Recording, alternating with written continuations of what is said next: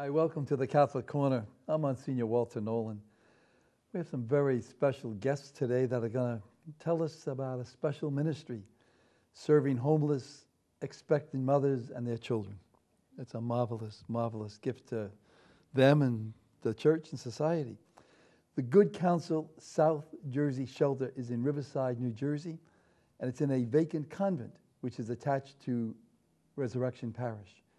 It's here that 9 mothers and their children have a safe place to live and get the training they need to raise and support their children. With me today are the 2 spirits behind all of this. They work at Good Counsel South Jersey.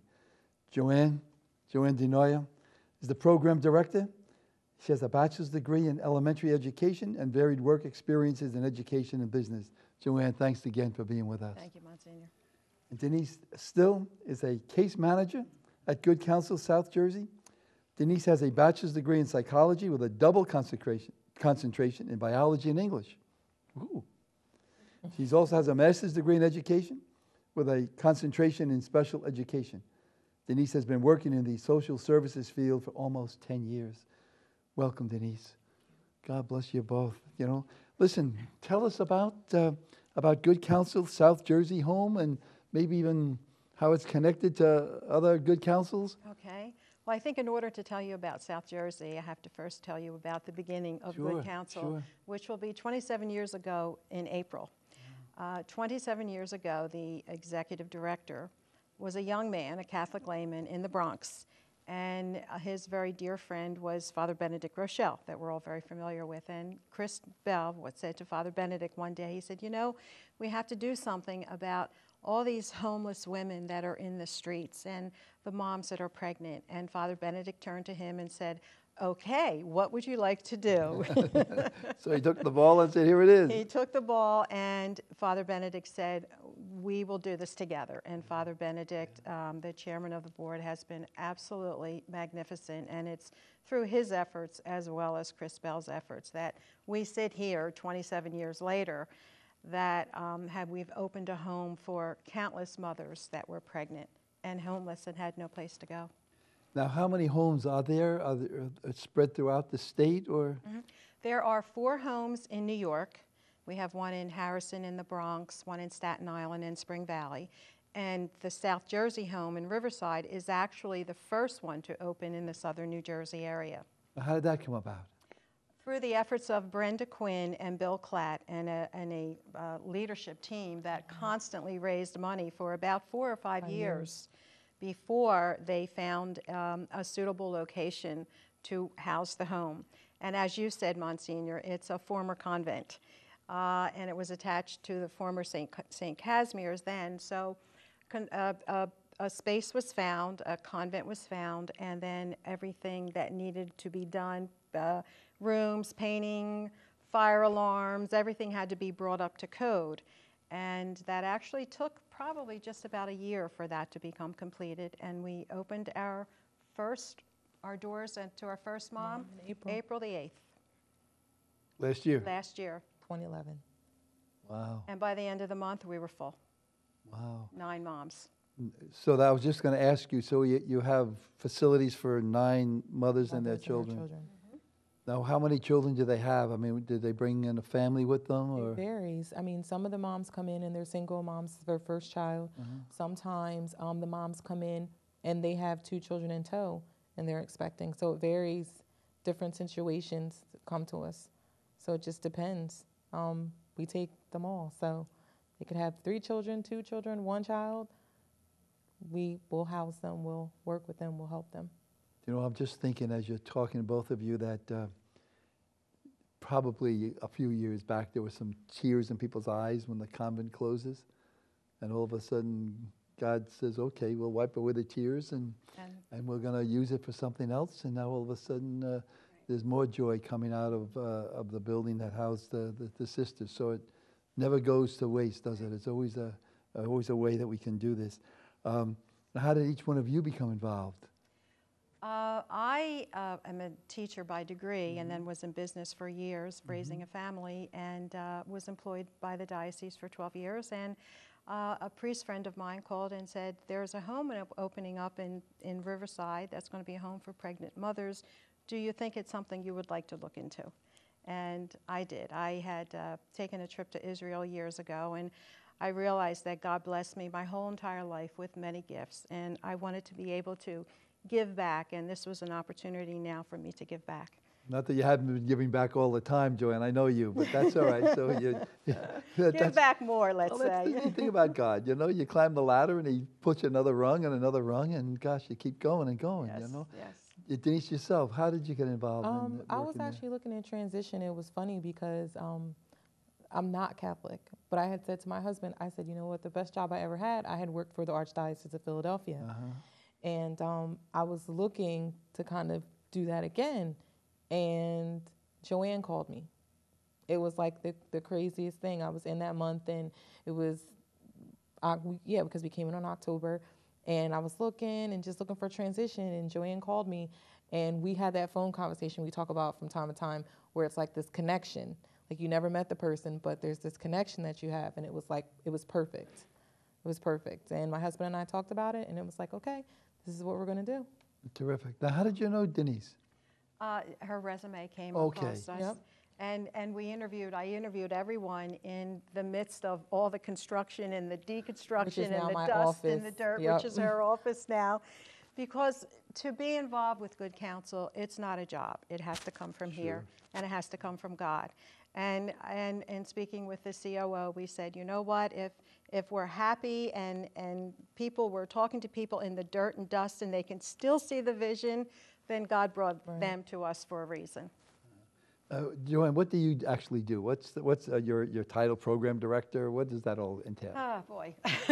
A little of everything. Program director basically oversee the complete running of our home, along with the case manager. And it's not just the two of us. We're fully staffed. We're staffed 24/7. We have 5 what we call residential advisors that also have developed a mentoring program, so each mom that comes in to our home has a specific staff person as well as a mentor that they work with. So I oversee the home. We meet individually with our moms all the time. Our whole focus is to have them go further in their life and leave us with our blessing. When we meet our moms, we say to them, the happiest day for you is when you're going to leave us. And they look at us like this, but they say, because then we know, you are ready to be on your own. Sure. And Denise, how do you help out? I know you're the case manager. Now, do you involve all the cases? I mean, you're a supervisor? I do. I case manage all the moms and their children. So that's a lot of people. I mean, if it's... Do you go home to your husband? I mean, I go to my home, my husband, and 2 kids of my own. So, yeah, so you're a case manager on the side, on too. the job and at God home. bless. So that part, it works well. But I make sure that the moms have all their services, if they need mental health, their Board of Social Services, making sure that they have their benefits. I do that sort of, case management, but also, like Joanne said, meeting with the moms, on a regular basis, discussing their goals. I mean, that's a big part of being at Good Counsel. What do you want to do with your life? How do we get off track? How do we get back on track? For some of our moms, it's education. They haven't finished school and they need to, get into a GED program. For some moms, they need vocational training. So they need to go to, since we're in Burlington County, go to Burlington County Community College and see what vocational programs are available for them to further their career. Because some of our moms, they have more than one child. And, they need to find a career, something that they can support their families on their own without always having to depend on social services, because that's not permanent, so we want to make sure that they're stable, and that's the way we do it. I'm sure that adds a sense of pride, too, and, dignity to know that they can do it on their own. And Yes. I'm trying to imagine all of this, Joanne and Denise. Just thinking that 9 families, I guess we'll say, and to say, from what you two have just said, you can't do it all. I mean, you got a family, you got to get home. But Tell me about your help, your support help. What do they do, and how big is this convent? It sounds to me like this must be like a castle. Yeah, well, it's pretty big. I mean, the whole upstairs, the entire upstairs is the living quarters for the moms, basically. Okay. They have their own rooms, their own beds with cribs in their rooms. So, you know, they're kind of like The a children and little- moms stay together? Is that the Yes. idea? Okay. And then the child care room is also upstairs. Their bathrooms and all that's communal living in that respect are upstairs. And then downstairs are our offices. And then, like Joanne was saying, we have the RAs. You know, we have awesome RAs that, you know, really try to mentor the moms. And a lot of it is bringing in your own personal experiences. Most of our RAs have families themselves. So a lot of the nurturing and the mothering and the parenting that our moms need assistance with comes from just our own raising of children and having our families and just our own personal growth. So we've been blessed that all of our REs, that's what they're bringing to the table as well. So it's not only their professional background, if I can use that expression, it's also their personal background. Absolutely. Absolutely, yeah. Absolutely. And they care. Every one of our staff cares about our moms. We're happy for the smallest accomplishment because their lives, when they come to us, whatever baggage they bring is left at the door. And we take them, we welcome them with open arms and smiles from that when they come in the door because they haven't had that their whole entire life. They've been beaten down. They haven't had the family support that Right. we all have been very blessed to have.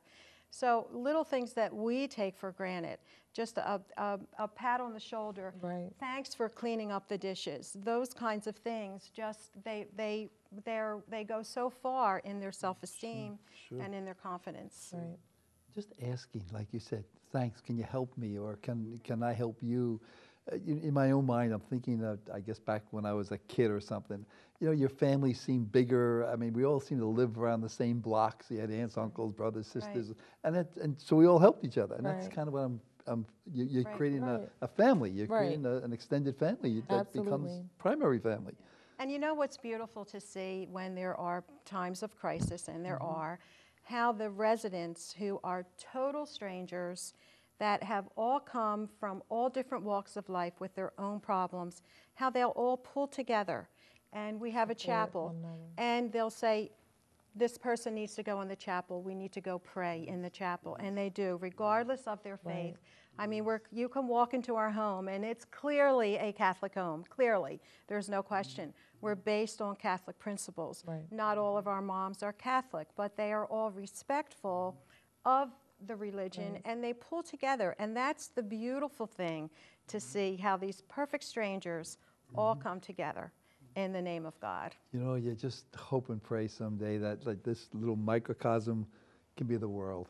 I mean, because we are brothers and sisters, aren't we? I mean, we really do. We need each other. We root for each other.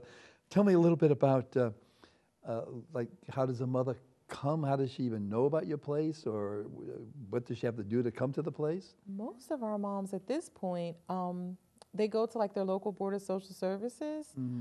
That's now. When we first started, to be honest, I don't know how they were finding out about us. I mean, But they were just Yes, finding out. they I mean, people were checking websites, and they people would find talk out too, don't about they? us. People- yeah, Right, yeah. and they were calling us. At this point, most of the board of social services in the area know that we exist. A lot of the state agencies know that we exist. So the moms will get in contact with their own, you know, if they're working with social services, their own social service case manager who will say, listen, I have a number for you, call and see what they can do for you. A lot of times, so it's word of mouth. Just, you know, another young lady's going to the same program and now she's in a situation where she doesn't have housing. We've had that happen before, and she's called the 1-800 number. So there's a number of ways that moms can be referred, website, social services. They just have to call the hotline. And Brenda Quinn and her friends have pulled people off, young ladies off the abortion lines, and have brought them to us. And as I say to everyone, you know, we've all made choices in our lives. We're not sitting in these chairs and not making good choices and bad choices. These moms also made a choice, and the most important choice they made was to have this baby. child. Right. And so we welcome them. So you gotta hug them and support them. Yes, we Not do. just you two. I mean, Right. all of us have to do that. Yes. That is so important. Can a mother just come? Is there any eligibility? I mean, do you, Criteria? Criteria Yeah, is you know. homeless and pregnant. Yep. That's it, That's homeless it. and pregnant. And what they will do is, as Denise mentioned, they will call our helpline. Right. And the first response to the person on the other line, because the helpline is also manned 24/7, Right. is yes, we will help you. So that objection is taken, yes, we will help you. And just because they call from, let's say, the Burlington County area, does not necessarily mean they will end up in our New Jersey home. Right. We will assess their needs and find a home that best suits whatever their needs may be. So they could be in one of the New York homes. so you actually could say to them, well, we have another home that might actually be better. better for you. Yes. Absolutely, and we do. And we leave do that that. up to intake to make those decisions. Boy, that's marvelous. It is. That is marvelous. Now tell me a little bit about, okay, so they have a room. They don't have to have any money to come there. No. Some we don't. Some moms don't come with anything. And that's kind of where I come in, because a part of life is feeling like you're a part. And a part of that, our society is to being able to provide the basics for yourselves. Have a couple of dollars if you want to go get something, or to have food, or to feel like you can provide for yourself and your child. So that's where I come in to, if a mom doesn't have a job, if she hasn't gone to Board of Social Services, then we make that application. We help her make that application to get the services, to get the insurance, so that she's covered for her pregnancy, to obtain insurance for her children if they don't have it.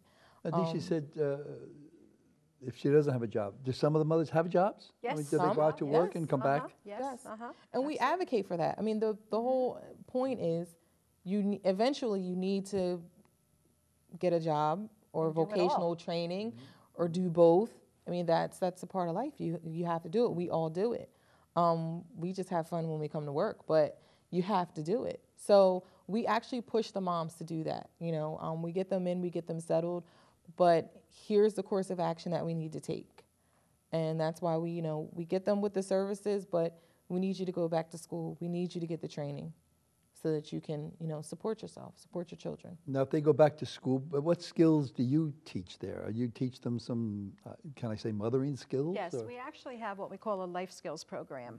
And it's a 1-hour class that we have 4 nights out of the week. We teach 1 hour in general parenting, postnatal, prenatal, health, nutrition, chastity, social skills, spirituality, everything they need. So even the financial piece, Right. so that when they Budgeting. leave us, they have all the tools they need to be successful on their own and parent their own families on their own. Are the children, I mean, they come with babies, but if they come with other children, how old would they be? Or is there a certain age that you say, gee, we can't take a teenager? Or I'm just kind of thinking. There is an age, and that's also subject to the availability, because as Denise said, we have 9 rooms upstairs, and we only have 3 rooms that basically could handle a mother and 1 or 2 children. So if we don't have that availability, then we can direct them to one of the other homes. And while our moms were with us, they do everything. They have chores they have to do. We have a communal meal that we eat together every night at 6 o'clock, of which we always begin with a prayer, as well as our life skills classes, we begin with a prayer. They are assigned cook nights, so we have a calendar where they are assigned when they have to cook. They'll help shopping. They'll go shopping. We'll sit with the circulars. One of our RAs will sit with the circular, show them how to work with coupons, just giving them all the life skills they need. that we just take for granted Right. because we've been raised in that, and these moms have not. Now, when you say they have cook nights, can they cook their own specialty? I mean, if they have, or Well, if it's a communal meal, so you're cooking for yourself and 8 other mothers. and children. Right. So Exactly. if I mean, you have it's- this. We have a big table. I was going to Right. say. We have a It's a table huge to dining use, room, yes. exactly. But if you're, of a different culture and you want to do a cook night in that culture, then usually that's okay. You talk with the RA that's assigned for food shopping. You get a list together, and that's pretty much, the moms really don't have an issue with that, especially if it's something that's really good. So If it's, you How many, know, how many do you cook for? I mean, I'm trying to think, was it like 20, 30 people? Well, no, not really. We have room for 9 moms, but many times we've had 10. We've had Okay. a mom on an emergency bed Right. with children. So you're talking 9 moms or 10. You're talking maybe 2 or 3 children. The babies, of course, are all relatively newborns. Right. And staff, and we have 2 staff. And we also have our overnight staff also, I was going to say, there's somebody there all night long, all the time? 24/7. And they all love what they do. And, you know, Monsignor, it's amazing. Obviously, it's not going to be without its share of problems that we also work with and help the moms to work through. But when you come in, and we don't even call it work, I mean, I don't know, you know, what we call it, but we just love what we do. Going to your other home. Exactly, exactly. And when you come in and the little girl or the little guys run down the hall with their arms up, or you pick up a baby and the baby smiles at you, you know, you forget about everything and you say, thank you, God, this is why I'm here. And again, someday in my heart, I just hope the whole world can you know, because I think just in my own eyes, seeing that happen sometimes, where a child runs up and grabs mom's skirt or whatever it is, and dad's leg. I mean, I don't know if there's anything greater, better, as long as we can feel that and hopefully all share that, you know. How about the children? Are there some services available for the children, so to speak? I mean, is there a doctor that comes or nurses that come, or how does that all work? well, we have childcare that's on site, so that's offered to our moms, you know, especially if they're going to be working or going to school. That's one major piece of life that working moms have to worry about, that they don't have to worry about, and there's no charge for the daycare, so they can utilize that. As far as our younger children, depending, if they're school age, of course, we're going to have them go to school. If they've suffered any type of trauma, of course, we're going to have them linked, you know, with an appropriate program to help them get through that. Just in us exploring our community and where we are, you know, we know that there are some art therapy programs, music therapy programs in the area that we can link them with, you know, if it's needed. Family therapy, if it's needed.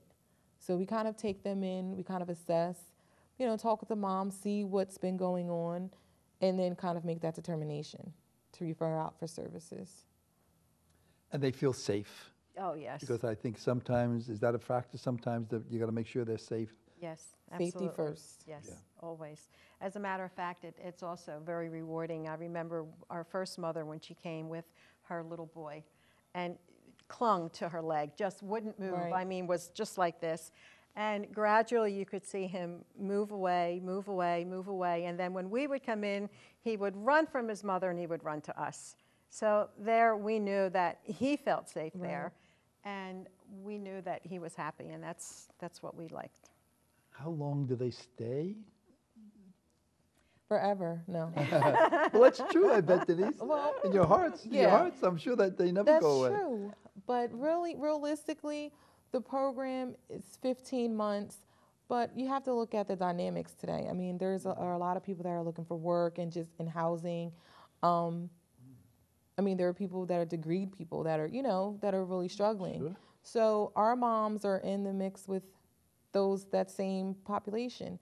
A lot of times our moms will stay a little bit longer, and that's okay because, you know, they need to be stable. What we don't want them to get out there and then have to come back to us. We love them, but we want them to be stable. Mm-hmm. And so if it takes a few more months, if it takes 2 years, then that's just what it takes. So a family, a mom and a children can stay. Yes, they can stay. As long as they need. And our oldest baby right now in our home is 6. We have 7 babies in our home right now and a toddler. Right. And our oldest baby is 6 months old. And the moms can stay up to a year to 13 months. And then even after that, we have what we call is our Exodus program, where we follow up with the moms after they leave us for 1 to 2 years. We check in with them weekly, if we have to visit them monthly, just to see how they are and how they're progressing and just making sure they're going on the forward path. And they come back to us. They've come back to us for do. Thanksgiving For dinner. visits It's been wonderful. It's a beautiful ministry. And then while they're with you, I know they're different faiths, but do they also get their a chance to get baptized or whatever might be necessary for their own families? Absolutely. As a matter Absolutely. of fact, we had one of our moms just leave us this past weekend. She came to us, a broken woman with a high-risk pregnancy. The baby was born beautifully, healthy. The mom just left Saturday to go. She has a new job. She has an apartment that she has, and she was a strong, convicted woman and owes it all to God. And it was just beautiful to see that metamorphosis and that Transition. change. Now, is there a waiting list? Do you have some mothers that are waiting, or do you try to get another home for them, or? Well, we will find, when they call that 800 number, we will find housing for them. If all of Good Counsel homes are full and emergency beds and sofas and every other place where they could possibly sleep are full, then we will find them housing. They will always be helped, always. And Denise and Joanne, like if it's an emergency, I mean, somebody just rings your doorbell and has a We've little had baby. that I mean, happen. We've had that I mean, happen. you Yeah, you we've have a had that room happen. that you can at least give them a room for Yeah, the we night or have- two, however that all We've works had out. that happen, and then we'll help them find the Do you services. work with, like, say, Catholic Charities or other, folks that you can share your gifts with each other, so to Yes, speak? Right. Catholic Catholic Charities, Charities and we've also done. with the Diocese of Trenton, Sister Joanne, we've met with her, and we're going Uh-huh. to be working directly with her. We're totally nonprofit. We're totally privately funded. So we work with whatever agencies that are willing to work with us, and the areas all know about us right now. And we have Where do you get some of your funding from? private, it's all private donations, private donations. Brenda Quinn, who I mentioned, will be doing parish talks in all the various churches throughout the diocese, as well Terrific. as the Camden Diocese also. That's And so terrific. that's where that comes from. I love stories. Can you tell me a story? Let's see, which one should we tell? Why don't we tell our first mom? Oh, our very first mom. I think one thing it was hard for me to understand, like Joanne and I, we look at each other because we could never figure out how some of our moms end up homeless. I mean, because sometimes, in particular, this first mom comes from an intact family, so we really couldn't understand, like, why are you having to come to us? And it really came down to they didn't want her to have the baby, and she was working, and she was sleeping in tunnels at parks and on park benches, and she called to say, I need help. And you gave her help. And that baby now we is have a now baby. 6 months old and 2 teeth. Oh, Yes. God bless you. God, Yes. Joanne, Denise, please know you're blessed. Know there's a great love of God in you. Please take good care. If you want some more information and you need help, call 800-723-8331. Pray with us. We pray with you. Love the babies. Thank you, Monsignor. Joanne, Thank you. Denise, Our thank you. pleasure. God bless you. Thank you.